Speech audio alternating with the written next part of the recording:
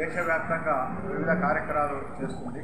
సామాజిక సమరసత ముఖ్య ఉద్దేశం ఏంటంటే సమాజంలో కులాలు ఉండవు, అందరూ భారతీయులు, అందరిది ఒకే కులం ఒకే జాతి అనే ఉద్దేశంతో ఈ కార్యక్రమాన్ని నిర్వహిస్తున్నాం. వివిధ చోట్ల కూడా పనిచేస్తున్నాం.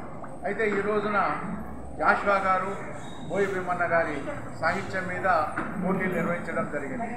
వీళ్ళిద్దరిని ఎందుకు ఎన్నుకున్నారంటే సమాజంలో ఆ రోజు అట్టడుగున్న జాతిలో జన్మించి జాతీయత కోసం దేశం కోసం తన కవితా వాణిని వినిపించిన గొప్ప కవులు వాళ్ళు.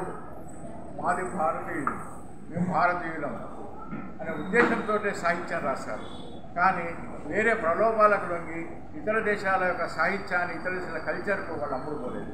అందుకోసమే ఈనాడు వాళ్ళ పుట్టినరోజులను ఇంత ఘనంగా నిర్వహిస్తున్నారు.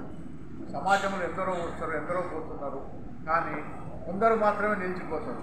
జాషువా గారి గురించి మీరు అందరికీ తెలుసు, ఎంత గొప్ప కవి. ఎలాంటి వెనకబడ్డ కులంలో పుట్టి కూడా అంత గొప్ప వ్యక్తిగా మారిన జాషువా గారు, బోయి భీమన్న గారిని గుర్తు చేస్తూ ఈ కార్యక్రమాన్ని సామాజిక సమరసత నిర్వహించింది. ఇందులో పాల్గొన్న విద్యార్థులు అందరికీ కూడా అభినందనలు.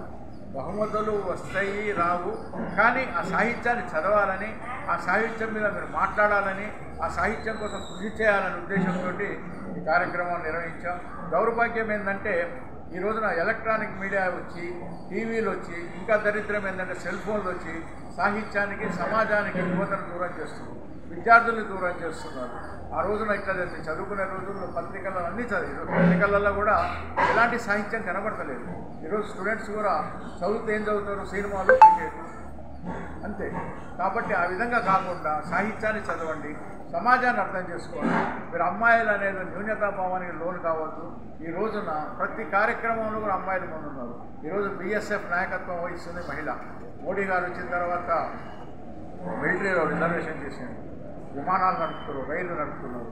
ఈరోజు కొత్తగా వందే భారత్ ట్రైన్ కూడా ఒక అమ్మాయి నడుపుతుంది 23-24. కాబట్టి న్యూనతాభావానికి ఒక కులము, మహిళ అన్న పదము అడ్డం రాకుండా దేనికైనా ముందుకు పోయే అవకాశాలు ఈరోజు ప్రభుత్వం కల్పిస్తుంది, సమాజం కల్పిస్తుంది.